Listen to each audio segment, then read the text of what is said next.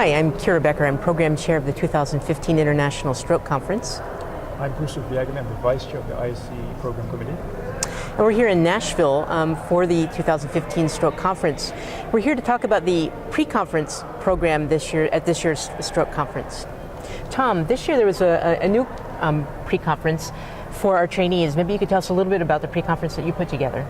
Sure, Kyra. This is a pre-conference about latest developments in clinical science of stroke, clinical trials and studying outcome measures in stroke, designed to teach junior faculty and trainees kind of the new developments in that end of the stroke field. That's great, and I know that the session was very well attended. I'm hoping that we'll be able to do it again next year. It was well attended, lots of good questions, even though it was intended for junior faculty and trainees. There were a lot of seasoned veterans there. Some serious questions came from that direction, as well as the junior trainees. And how was the Nursing Symposium? It was great. We had a record display of people attending this year. We had 780 attendees as of this morning after registration, which is up about 60 from the year before.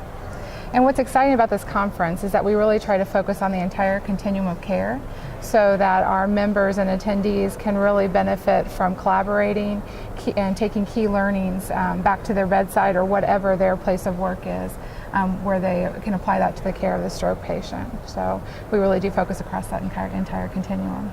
Were there any particular highlights from today's symposium? You know, what I'm always encouraged by is the continual growth of nursing science within this, and then displaying that and sharing that information across to all of our members and, again, attendees. And I think one of the most exciting in one of our plenary sessions was the discussion about head of bed and how we're applying that in practice currently, as well as there's 2 studies that are ongoing right now and enrolling in that. So it's good. In addition, there was the stroke pre-conference, the real world of stroke, so kind of practical aspects of stroke care for practitioners. And this year's had a country music theme, Working Man Blues, and focused on what we do in the hospital. After the patient's been admitted to the hospital, has been diagnosed with a stroke, what are the next steps? Bruce, what did you find interesting about that pre-conference? I found it entirely interesting. First of all, great attendance, highly engaged group of attendees, terrific speakers, international, US-based as well. This is our 5th edition of this pre-con symposium. I can easily say it's one of the best we've had so far.